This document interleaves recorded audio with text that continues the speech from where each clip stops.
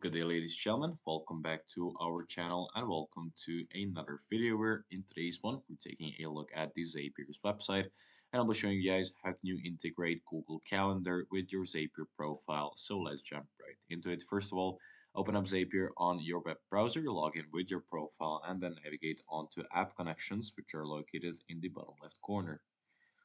From the App Connections section, you will click on Add Connection and in the app search bar, you will type in Google Calendar.